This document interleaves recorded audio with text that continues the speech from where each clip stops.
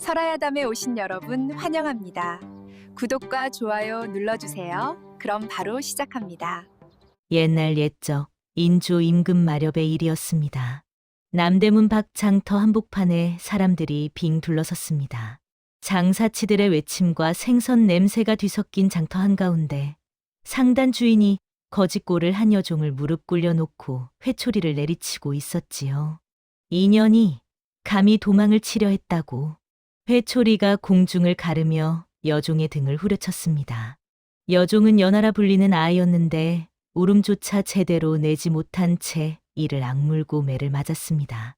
맞을 때마다 숨을 깊이 들이켜대 소리 하나 내지 않으니 오히려 보는 이들의 등골이 서늘해질 지경이었지요. 장터 사람들은 고개를 돌렸습니다. 남의 집안 매질이라며 시선을 피하고 장터의 소음만 더 커져갔습니다. 그때였습니다. 회초리가 연하의 어깨를 가르며 옷깃이 찢어질 때 목덜미에서 무언가 번뜩였습니다. 푸른 빛을 띤 옥패였지요. 조선에서 흔히 보는 매화나 항 문양이 아니라 낯선 용 문양이 스쳐 지나가며 그 빛이 유난히 차갑게 느껴졌습니다. 그 광경을 우연히 목격한 이가 있었습니다. 과부 윤 씨였지요.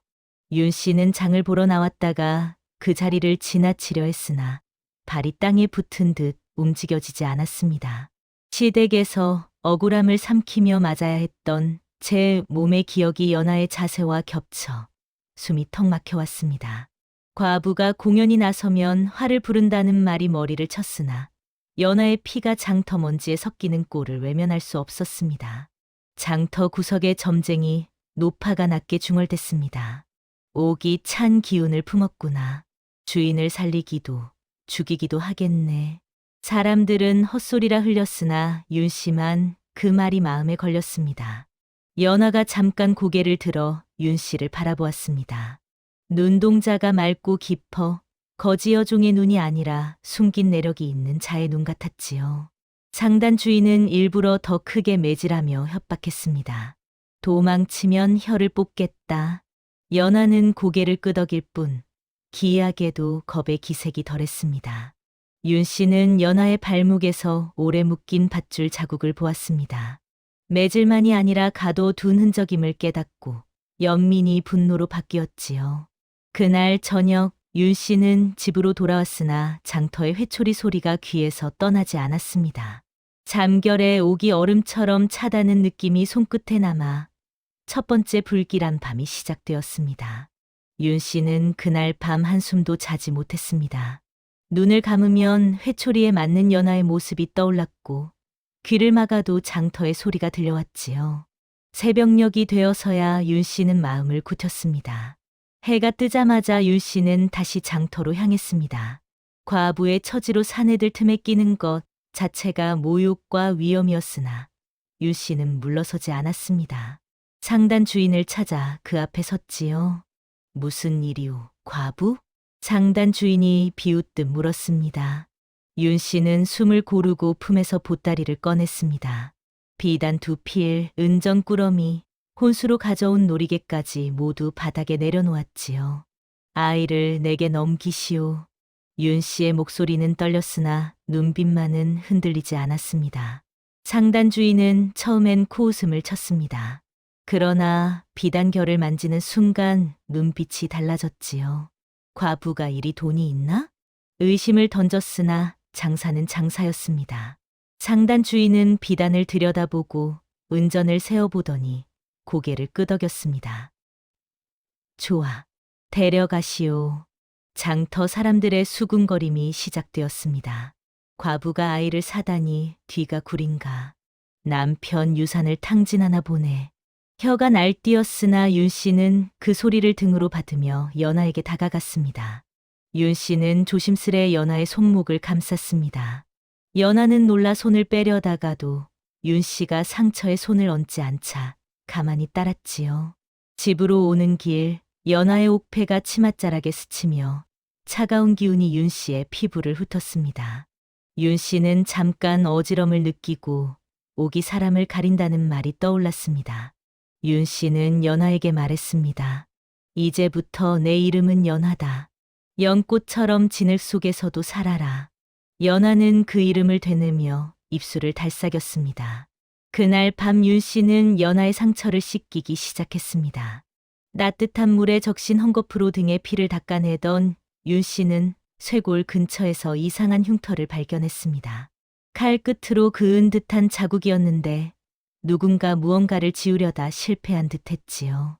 연하는 밥을 삼키다 말고 기침처럼 한 문투 말을 흘렸습니다. 윤 씨는 남편이 역관 일을 돕던 기억을 떠올리며 마음이 철렁했습니다. 며칠이 지났습니다. 연하는 조용하고 말이 적었으며 웃지 않았습니다. 그러나 물을 울리고 방을 쓸 때의 동작이 지나치게 반듯해 어디서 예법을 배웠느냐는 의심을 샀지요. 윤 씨는 옥패를 자세히 보려다 연하가 반사적으로 숨기는 것을 보았습니다. 겁이 아니라 지키려는 본능이 먼저 튀어나왔습니다. 윤 씨는 남편 유품 상자를 뒤져 낡은 종이를 찾았습니다. 남편이 남긴 역관 메모에는 삼국 글자 모양이 끼적여져 있었는데 옥패의 글자와 어딘가 닮았지요.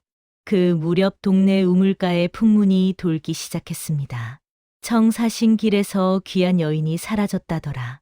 역관들이 밤마다 객주를 오간다지. 윤 씨의 집 앞 골목에는 낯선 사내가 서성이기 시작했습니다. 보부상 차림이었으나 걸음이 가볍고 눈이 사람을 훑은 방식이 장사치가 아니었지요. 연하는 밤마다 창호지 뒤 그림자를 새듯 깨어 있었습니다. 윤 씨가 잠을 자라 해도 연하는 낮게 말했습니다. 마님, 문단속을 더 하셔야 합니다. 이웃 아낙 하나가 윤 씨에게 은근히 떠보았습니다. 장 터서 산 아이 혹시 큰 죄를 품은 거 아니오? 윤 씨는 웃어 넘겼으나 속이 조여들었습니다. 골목 끝에서는 무당 월선이 굿판을 벌이고 있었습니다. 윤 씨는 살풀이라는 말에 혹해 찾아갔다가 월선이 옥패를 보지 못했는데도 이상한 말을 해 소름이 돋았지요. 푸른 얼음이 집 안에 들었구나. 월선은 애매한 말을 이었습니다. 옥의 주인은 물길을 건너왔다. 물귀신이 아니라 물처럼 국경을 넘는 일 때문이지. 윤 씨는 미신이라 여기면서도 마음이 흔들렸습니다. 그날 밤 윤 씨는 또 꿈을 꾸었습니다. 누군가 수레 속에서 울고 문이 열리자 장터의 회초리 소리가 들렸지요. 꿈에서 깨어보니 연하가 마루 끝에 앉아 옥패를 꼭 쥔 채 떨고 있었습니다. 사흘째 되는 날 담장 너머로 돌이 날아들었습니다. 돌에 묶인 종이에는 짧은 글이 적혀 있었습니다. 아이 내놓으면 살려주마. 윤 씨의 손이 굳었습니다. 윤 씨는 관아에 신고할지 망설였습니다. 과부가 관아를 들락거리면 소문이 더 커지고 오히려 죄인이 되기 쉬웠지요. 연하는 그 종이를 보고도 놀라지 않았습니다. 대신 중얼거렸습니다. 이 글씨 쓰는 법이 낯설지 않습니다. 말끝이 단정해 더 불길했습니다. 동네에서는 윤 씨를 향한 수군거림이 노골해졌습니다. 과부가 아이를 숨긴다. 청에서 달아난 여인을 사들였다지. 말이 살을 붙여 나갔습니다. 윤 씨는 연하를 방 안 깊숙이 숨기고 마당에는 일부러 남정네 신발을 내놓아 사내가 있는 집처럼 꾸몄습니다. 작은 꾀였으나 밤이 조금 덜 무서웠지요. 새벽이 밝아올 무렵이었습니다. 포도청 군관들이 들이닥쳤습니다.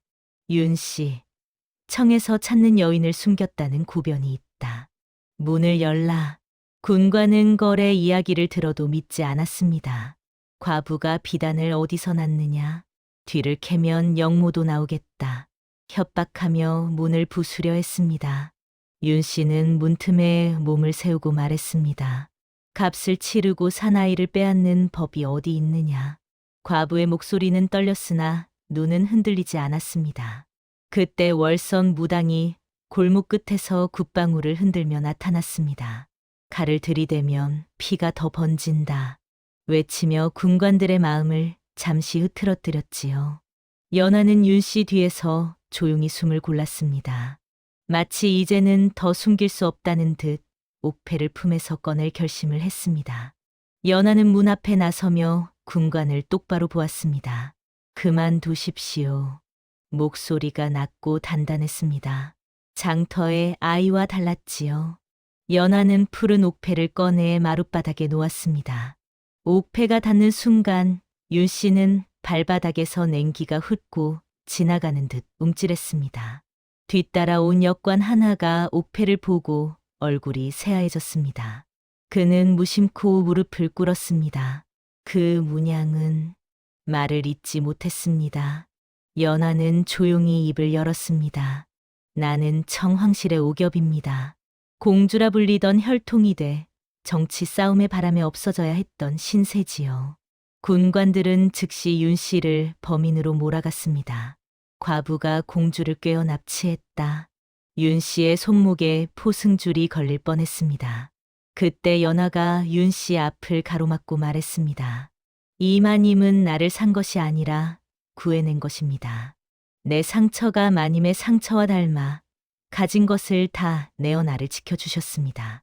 연하는 옥패 뒷면에 숨은 홈을 눌러 작은 인장 조각을 보여주었습니다. 역관은 그것이 단순 장신구가 아닌 실물 증표임을 알아챘지요. 월선 무당은 낮게 중얼댔습니다. 옥이 주인을 찾아도 사람의 정이 더 먼저였구나. 윤 씨는 그 말이 위로가 되면서도 서늘했습니다. 관아는 즉시 윤 씨와 연하를 분리하려 들었습니다. 윤 씨는 아이 혼자 보내면 죽는다고 직감했으나 힘없는 과부로서 막기 어려웠지요. 연하는 윤 씨에게 속삭였습니다. 마님, 나를 내어주셔도 원망하지 않겠습니다. 다만 나를 장터로 던진 자를 찾아야 합니다. 이야기는 구출해서 추적으로 방향이 꺾였습니다. 윤 씨는 깨달았습니다. 연하를 지키려면 감정만으로는 안 된다는 것을, 관아와 사신단 앞에서 살아남을 길은 증거뿐이라는 것을 말이지요. 젊은 역관 보조인 박도령이 윤 씨에게 은밀히 다가왔습니다. 아이의 말이 사실이면 조선도 청도 난리가 납니다. 그러면서도 윤 씨를 범인으로 단정하지 않았습니다.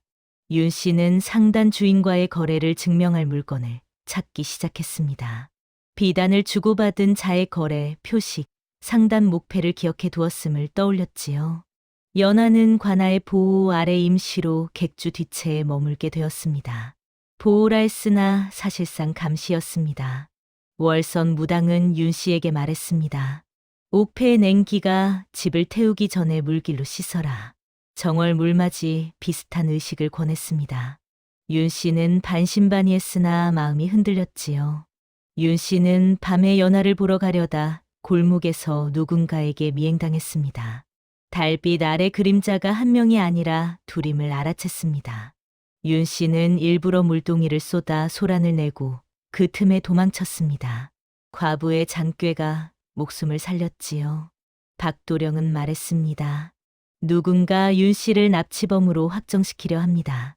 즉, 진짜 범인은 관아의 수사보다 빠르게 희생양을 세우려는 자입니다. 윤 씨는 남편 유품속 역관 메모를 박도령에게 보여주되 전부를 내주지는 않았습니다. 사람을 믿는 일도 조심해야 했습니다. 그날 밤 윤 씨는 또 꿈을 꾸었습니다. 물 위에 떠 있는 옥패가 갈라지며 갈라진 틈에서 붉은 끈이 나왔습니다. 월선의 말과 겹치며 윤 씨는 꿈을 단서로 받아들이기 시작했습니다. 월선은 굿값을 탐하는 무당처럼 보였으나 윤 씨에게는 이상하게도 돈을 먼저 요구하지 않았습니다. 대신 단정했습니다. 내가 살리려는 아이가 내 목도 살린다. 월선은 연하가 묵는 객주 근처의 우물물이 사흘째 맛이 쓰다고 말했습니다. 우물 맛이 변하는 건 흔했으나 때가 기묘했지요. 윤 씨는 객주 주변을 살피다가 청사신단의 하인들이 몰래 물통을 바꿔치기 하는 장면을 목격했습니다. 단순 시중이 아니라 무엇인가 숨기려는 듯했습니다. 박도령은 윤 씨에게 귀띔했습니다. 사신단 내부에도 서로를 믿지 못하는 눈치가 있습니다. 연하의 행방이 내부 권력 다툼의 불씨일 수 있습니다. 월선은 연하의 옥패가 얼음처럼 차갑고 밤마다 더 차가워진다고 말했습니다. 윤 씨는 실제로 옥패를 만질 때 손끝이 저려 미신이라 치부하기 어려웠지요. 윤 씨는 연하의 옥패를 따뜻한 물에 담가 보려다 물 표면에 얇은 기름막 같은 것이 번지는 것을 보았습니다.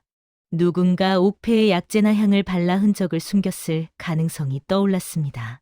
월서는 말했습니다. 구파는 사람을 모아 소문을 키운다. 지금 필요한 건 굿이 아니라 입을 조용히 움직이는 일이지. 장터 뒷골목에 정복군을 소개했습니다. 윤 씨는 정복군에게서 상단 주인이 원래 사신당 물자를 일부 맡아 운반하던 하수인이라는 말을 들었습니다. 연하는 객주에서 박도령에게 말했습니다. 나를 장터로 내몬 자의 손에 향 냄새가 났습니다. 윤 씨가 물에서 맡은 향과 맞물렸습니다. 밤 끝에 윤 씨는 결심했습니다. 초자연의 기운을 진짜 귀신으로 좇는 게 아니라 그 기운이 사람들의 공포를 타고 현실에서 어떻게 쓰였는지 밝혀내야 한다고 말이지요. 윤 씨는 관아로 불려가 취조를 받았습니다. 과부가 어찌 그 비단을 마련했느냐? 첫 질문이었습니다. 선의가 곧 죄가 되는 세상이었지요. 윤 씨는 남편의 제삿돈을 내놓았다고 말했으나 오히려 남편 제삿돈을 탕진한 폐륜이라며 몰아붙였습니다. 군관은 연하를 귀한 여인이라 부르지 않고 도망한 계집이라 했습니다. 윤 씨는 그 말에서 관아가 이미 프레임을 잡았음을 느꼈지요. 박도령이 조심스레 끼어들었습니다. 거래가 있었다면 상단 장부를 확인해야 합니다. 그의 개입으로 윤 씨는 곤장을 면했습니다. 관아 밖에서는 이웃들이 윤 씨 집 담장에 흙을 던졌습니다. 나라 망신. 말이 무섭게 날아들었습니다. 월서는 윤 씨에게 말했습니다. 내가 혼자 떳떳하다 해도 세상은 떳떳함으로 움직이지 않는다. 사람의 입을 묶는 증거가 있어야 한다. 윤 씨는 상단 장부를 확보하려 했으나 상단 주인의 집이 이미 비어 있음을 알게 되었습니다. 도망이 너무 빨랐습니다. 연하는 객주에서 청측 인물에게서 회유를 받았습니다. 옥패를 내놓으면 널 살려주마. 연하는 침묵으로 거절했습니다. 윤 씨는 밤에 연하의 방 창호지에 비친 그림자를 보았습니다. 그림자는 한 사람인데 발자국 소리는 둘처럼 들렸지요. 귀신이 아니라 두 사람이 호흡을 맞춘 흔적일 수 있었습니다. 끝내 윤 씨는 취조에서 풀려났으나 다음에 부르면 목숨이 없다는 협박을 받았습니다. 윤 씨는 살아남기 위해 더 치밀해져야 했습니다. 박도령과 윤 씨는 장터의 짐꾼들을 찾아다녔습니다. 짐꾼은 술김에 털어놓았습니다. 상단 주인이 며칠 전 밤 누군가에게 끌려가듯 떠났습니다. 즉, 상단 주인은 단순히 도망친 게 아니라 입막음을 당했을 가능성이 커졌습니다. 윤 씨는 상단 주인의 창고에서 향 냄새가 배인 헝겊 조각을 찾아냈습니다. 연하가 말한 향과 일치했지요. 월서는 그 향이 구판에서 쓰는 향이 아니라 사신단이 쓰는 약향 계열일 수 있다고 말했습니다. 사람을 재우거나 정신을 흐리게도 합니다. 박도령은 사신단 하인의 손목에서 같은 향 주머니를 본 적이 있다고 기억했습니다. 사신단 내부 인물이 연하 처리에 관여했을 수 있었습니다. 관아는 사건을 덮으려 했습니다. 청과 엮이면 나라가 흔들린다. 명분 아래 윤 씨를 희생양으로 삼아 종결하려 했지요. 윤 씨는 관아의 움직임을 감지하고 증거를 모으는 속도보다 증거가 사라지는 속도가 더 빠르다는 걸 깨달았습니다. 연하는 객주에서 몰래 고백했습니다. 옥패 속 인장 조각은 둘로 나뉘어 있고 나머지 한 조각을 가진 자가 나를 찾습니다. 월서는 윤 씨의 꿈을 정확히 짚었습니다. 옥이 갈라진 꿈을 꾸지 않았느냐? 윤 씨는 꿈이 우연이라 해도 자꾸 현실과 맞물리는 것이 두려웠습니다. 며칠 뒤 상단 주인의 시신이 한강변 갈대밭에서 발견되었습니다. 얼굴은 알아볼 수 없게 훼손되었고 손에는 향 주머니가 쥐어져 있었지요. 누가 향이라는 단서를 일부러 남긴 듯 했습니다. 윤 씨는 연하를 다시 만났습니다. 연하는 말했습니다. 마님이 나를 살리려다 마님이 죽을까 두렵습니다. 스스로 떠나겠다고 했지요. 윤 씨는 단호히 말했습니다. 내가 떠나면 세상은 내 죄를 만들 것이다. 떠나지 말고 함께 죄를 깨자. 연하는 처음으로 자신의 과거를 더 풀어놓았습니다. 공주라 불렸으나 정식 책봉이 완전치 않은 황실 주변 혈통에 가까운 위치였고 권력 다툼 속에서 사라져야 했다고 말이지요. 연하는 말했습니다. 조선으로 오기 전 내 머리카락 한 줌을 뽑아 부적에 묶었습니다. 월서는 해석했습니다. 그건 귀신막이 아니라 사람막이다. 사람을 막기 위한 주술이지. 박도령은 연하의 말투와 글을 보고 확신했습니다. 이 아이는 배운 자입니다. 누군가 일부러 거지로 만들었습니다. 윤 씨는 연하의 옥패를 따뜻한 헝겊에 싸서 품에 넣어 보았습니다. 냉기가 줄어드는 듯했지요. 정이 옥의 찬 기운을 누른다는 야담스런 여운이 생겼습니다. 월서는 윤 씨에게 말했습니다. 연하를 지키려면 옥패를 지키지 말고 옥패가 품은 다른 조각의 존재를 먼저 밝혀라. 윤 씨는 남편 유품 속 역관 메모에서 인장 두 조각이라는 낱말을 찾았습니다. 남편도 과거 비슷한 사건을 알았던 듯했습니다. 박도령과 윤 씨 사이에 절제된 정이 싹 텄습니다. 박도령은 말로는 차갑게 굴었으나 윤 씨가 밤길을 혼자 걷지 않게 은근히 길을 비춰주었지요. 세 사람은 약속했습니다. 사신단이 떠나기 전까지 진범을 잡고 연하의 결백과 윤 씨의 결백을 함께 세웁니다. 손을 맞잡은 순간 옥패가 조금 덜 차갑게 느껴졌습니다. 청사신단이 조선에 최후 통첩을 보냈습니다. 오겹을 즉시 인도하라. 지체하면 조선이 책임을 져라. 조선 조정은 겉으로는 수사하는 척했으나 속으로는 빨리 넘기고 끝내자는 쪽으로 기울었습니다. 윤 씨는 또 희생양이 될 판이었지요. 관아는 윤 씨에게 은밀히 제안했습니다. 아이를 내주면 죄를 묻지 않겠다. 윤 씨는 그 말이 거짓임을 알았습니다. 박도령은 상관 역관에게서 소문을 들었습니다. 사신단 내부에서 서로를 의심하며 칼을 숨겼다지요. 연하는 단지 사라진 사람이 아니라 권력의 열쇠였습니다. 월서는 굿을 핑계로 객주 앞에 사람을 모았습니다. 일부러 옥이 울면 피가 난다 같은 소문을 퍼뜨려 진범을 조급하게 만들었지요.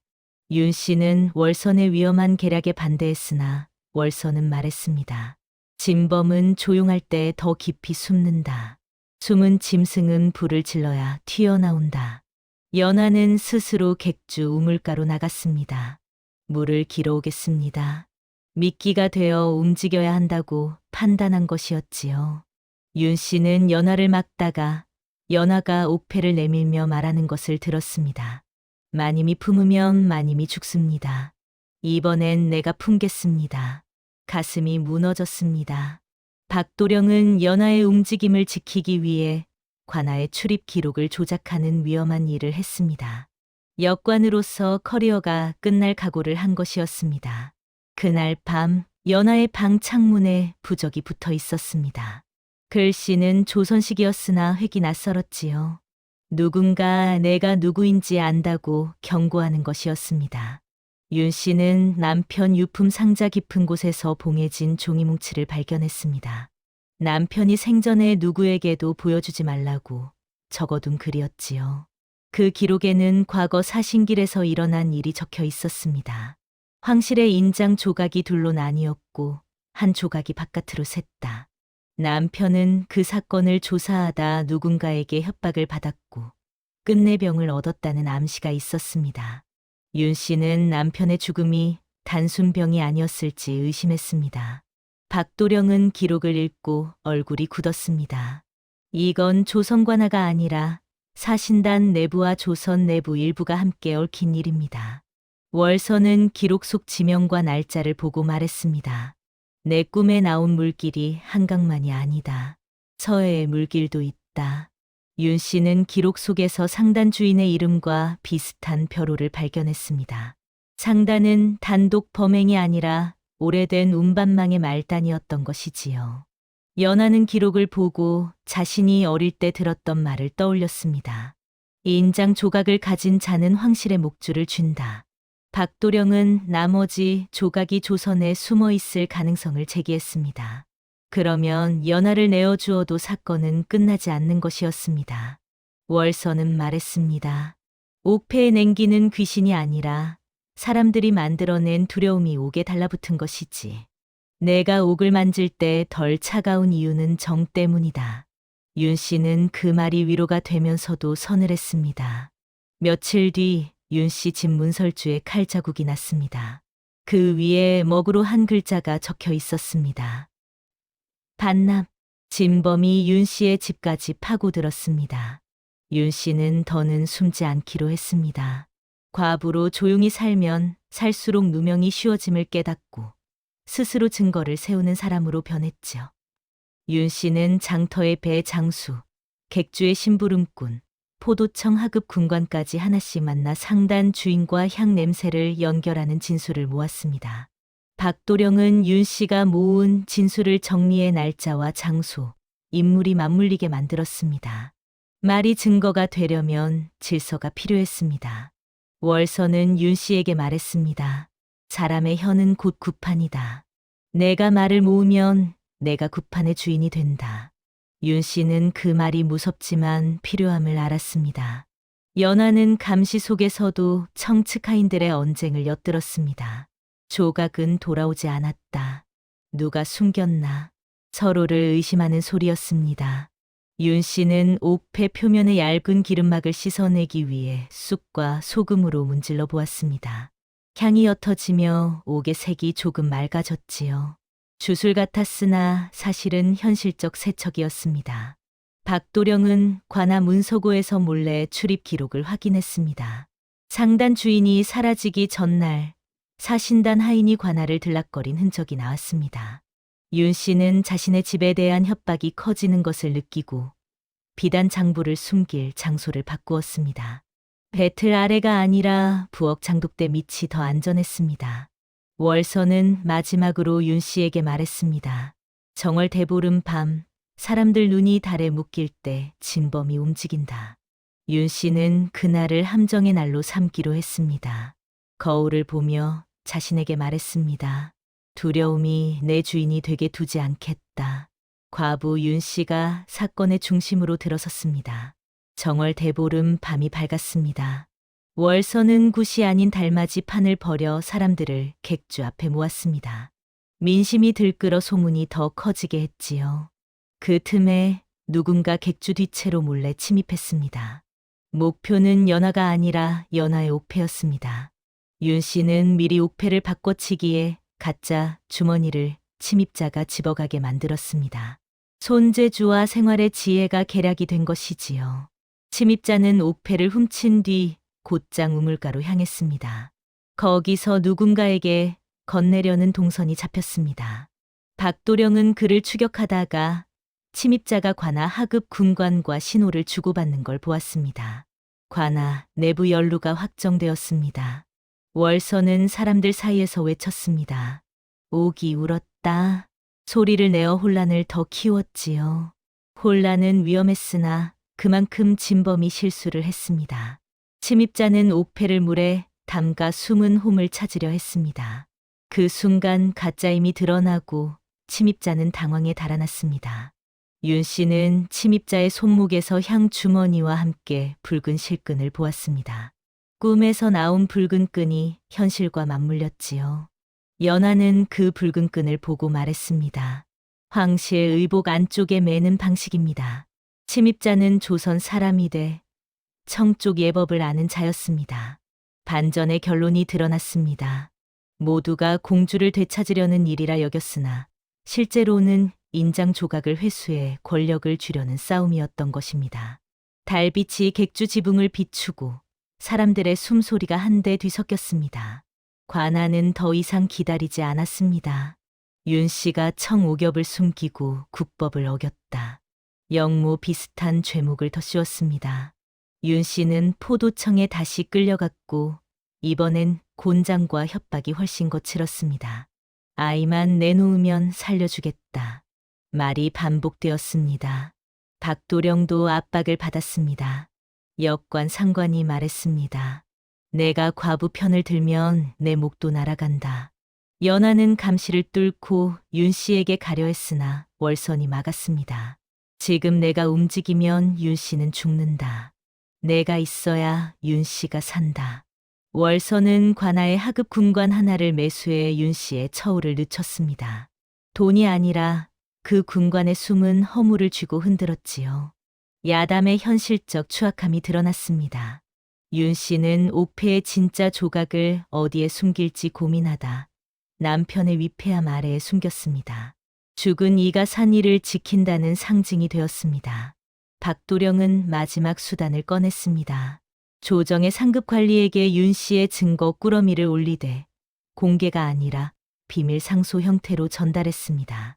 연하는 말했습니다. 내가 직접 나서 진실을 말하겠습니다. 그러나 나서면 청 내부의 적이 자신을 다시 죽이려 들 것이었지요.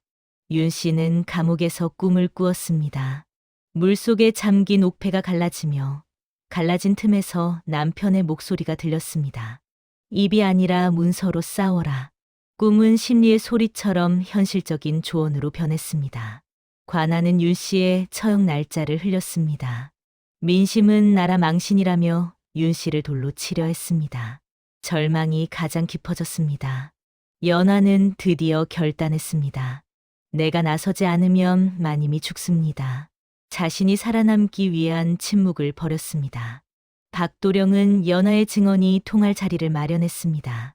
사신단과 관아가 함께 모이는 자리, 즉인도 절차가 열리는 날을 노렸지요. 월서는 연하에게 부적을 주었습니다. 이건 귀신막이 아니다. 내 목소리가 떨리지 않게 하는 마음의 매듭이다. 연하는 옥패의 숨은 홈에서 진짜 조각을 꺼내 보이려 했으나 그 조각은 이미 분리되어 있어 증거가 되되 동시에 표적이 되었습니다. 윤 씨는 감옥에서 끌려나와 마당에 세워졌습니다. 사람들은 과부를 손가락질했고 윤 씨는 무너지지 않으려 이를 물었습니다. 연하는 사람들 앞에 나서며 자신이 오겹임을 다시 말했습니다. 윤 씨는 나를 납치한 자가 아니라 장터에서 값까지 치르고 구해낸 은인입니다. 명백히 선언했습니다. 관아는 반박하려 했습니다. 공주가 은인을 감싸려 거짓을 말한다. 그러나 연하는 상단 주인의 행적, 향냄새, 침입자의 붉은 끈까지 구체적 정황을 줄줄이 대며 막아섰습니다. 박도령은 그 자리에서 관아 출입 기록 일부를 공개했습니다. 하급 군관의 출입이 사신단 하인과 엮인 흔적이 드러나 군중이 술렁였지요. 월서는 뒤에서 조용히 북을 한번 쳤습니다. 쿵! 그 소리에 군중의 입이 잠깐 먹고 연하의 목소리가 더 또렷이 박혔습니다. 연출이었으나 효과는 현실이었습니다. 사신단 내부 인물이 연하를 노려 칼을 숨긴 채 움직이기 시작했습니다. 진실의 문이 열리자 사리가 달려들었습니다. 증언 직후 혼란 속에서 연하를 노린 자가 움직였습니다. 그는 연하가 가진 조각의 행방을 강제로 캐내려 했습니다. 박도령은 연하를 객주 뒷마당으로 빼돌렸습니다. 윤 씨는 포승줄이 풀린 채 휘청거리며 뒤따랐지요. 추격전이 시작되었습니다. 골목이 좁아 칼을 휘두르기 어려웠으나 오히려 사람이 치여 더 위험했습니다. 월서는 사람들을 다른 골목으로 유도의 길을 트고 등잔을 일부러 넘어뜨려 연기가 시야를 가렸습니다. 초자연이 아니라 현실의 연막이었지요. 추격자는 결국 연하 앞을 가로막고 협박했습니다. 조각 내놔라. 그 말로 목표가 연하가 아니라 조각임이 군중 일부에게도 들렸습니다. 윤 씨는 연하를 가리며 앞에 섰습니다. 아이에게서 손 떼라. 과부의 몸이 칼 앞에 서는 순간 장터에서의 회초리 장면이 거꾸로 되풀이되었습니다. 박도령은 추격자의 손목에서 붉은 끈을 낚아챘습니다. 끈 끝에 매달린 작은 패에 청사신단의 표식이 있어 배우가 사신단 내부임을 확정지었지요. 격투 끝에 추격자는 달아나려 했으나 월선이 미리 뿌려둔 콩을 밟고 미끄러졌습니다. 웃기면서도 긴박한 야담의 맛이 났습니다. 그를 붙잡는 순간 관아 하급 군관이 나타나 말했습니다. 그는 내가 잡겠다. 입막음을 시도했습니다. 내부 공모가 마지막 발악을 한 것이지요. 박도령이 군관의 팔을 붙잡았습니다. 더는 숨길 수 없습니다. 윤 씨는 추격자의 품을 뒤져 쪽지를 발견했습니다. 서해 포구, 염전 창구. 나머지 조각의 행방을 암시하는 글이었습니다. 연하는 숨을 고르며 말했습니다. 이제 끝을 봐야 합니다. 달빛이 뒷마당을 비추고 땀과 먼지가 뒤섞인 공기 속에서 윤 씨는 연하의 손을 꼭 잡았습니다. 박도령은 쪽지를 펼쳐 보이며 말했습니다. 서해로 가야 합니다. 시간이 없습니다. 월선은 북을 한 번 더 쳤습니다. 쿵. 결전은 물길로 이어졌습니다.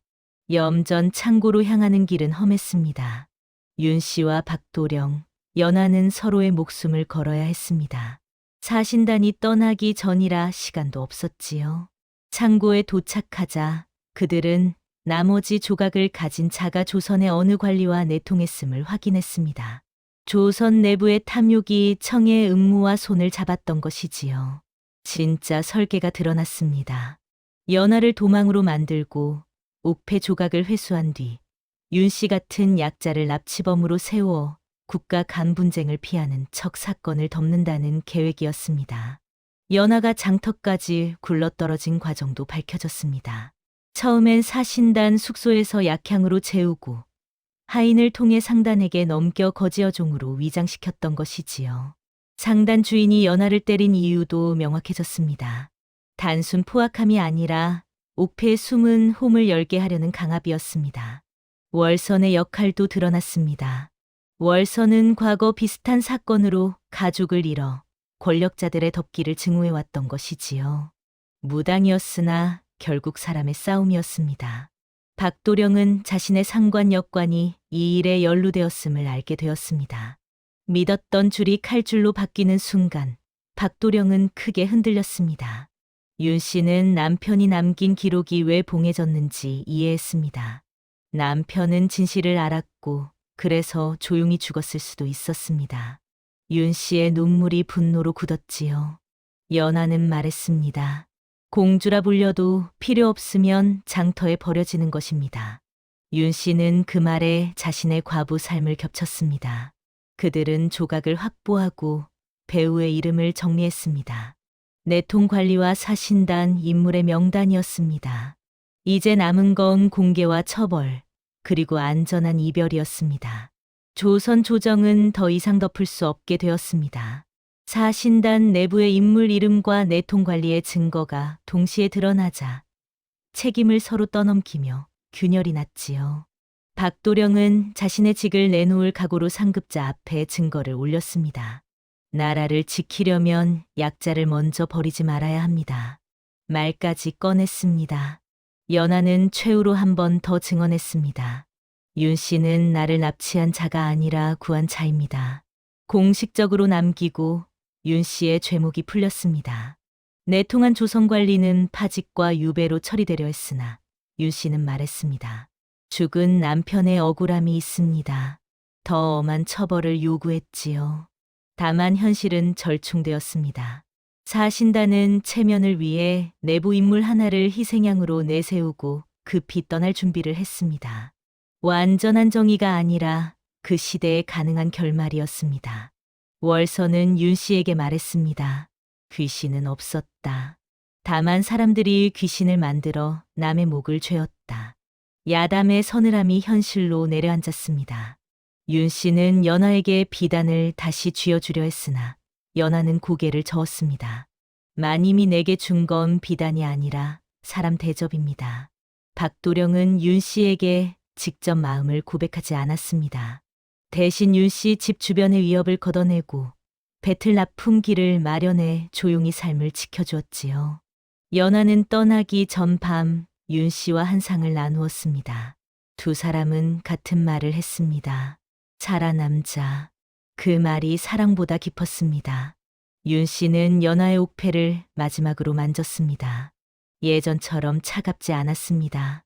옥이 변한 게 아니라 윤 씨가 변했던 것이지요. 사신단이 떠나는 새벽이 밝았습니다. 연하는 수레에 올랐습니다. 창호지처럼 얇은 아침 안개가 골목을 덮고 윤 씨의 눈에는 장터의 먼지가 다시 떠올랐지요. 연하는 윤 씨에게 작은 천 조각을 건넸습니다. 옥패를 감싸던 천이었습니다. 이건 부적이 아니라 마님의 손길이 남은 증표입니다. 윤 씨는 연화를 붙잡지 않았습니다. 붙잡는 순간 다시 물건이 되기 때문이었지요. 대신 한마디만 남겼습니다. 잘 알아. 박도령은 멀리서 절 한번 했습니다. 말없이도 약속이 남았습니다. 윤 씨의 삶을 흔들지 않겠다. 그러나 위험이 오면 막겠다는 약속이었지요. 월서는 굿을 하지 않았습니다. 대신 우물가에 쑥 한 줌을 던지며 중얼댔습니다. 사람의 더러움은 사람의 손으로 씻는다. 윤 씨는 배틀을 다시 놓았습니다. 이제는 남의 눈을 피하기 위해서가 아니라 자기 삶을 세우기 위해 실을 걸었습니다. 윤 씨 집 앞을 지나던 이웃 안악이 예전처럼 돌을 던지지 못했습니다. 소문이 칼이 되기도 하지만 진실이 칼을 무디게 만들기도 했습니다. 윤 씨는 가끔 꿈을 꾸었습니다. 옥이 물에 잠기지 않고 물 위에 떠서 햇빛을 받는 꿈이었습니다. 꿈이 더 이상 협박이 아니라 살아남은 자의 마음 정리로 바뀌었지요. 윤 씨는 남편 위패 앞에서 조용히 말했습니다. 여보, 나는 당신이 남긴 종이로 싸워 이겼습니다. 울음이 아니라 다짐이 되었습니다. 몇 달이 지난 어느 날이었습니다. 남대문 밖 장터에서 누군가 또 매를 맞고 있었습니다. 윤 씨는 잠깐 멈춰 섰습니다. 예전에 자신처럼 외면하지 않았습니다. 비단은 없었으나 손을 내밀었습니다. 옛말에 백절불굴이라는 말이 있습니다. 어떠한 난관에도 굽히지 않고 이겨나간다는 뜻이지요. 윤 씨는 연화를 비단값으로 산 것이 아니었습니다. 한 생명을 값으로 삼지 않는 세상, 그것이 윤 씨가 품은 마음이었습니다. 사람을 사람으로 대하는 일, 그것이 때로는 목숨을 거는 일이 되기도 하지만 그 마음만은 잃지 말아야 한다는 것을 윤 씨는 알았습니다. 다음 영상을 빠르게 만나보시려면 좋아요와 구독을 눌러주세요. 그럼 더 재미있는 영상으로 찾아뵙겠습니다. 모두 행복한 하루 보내세요.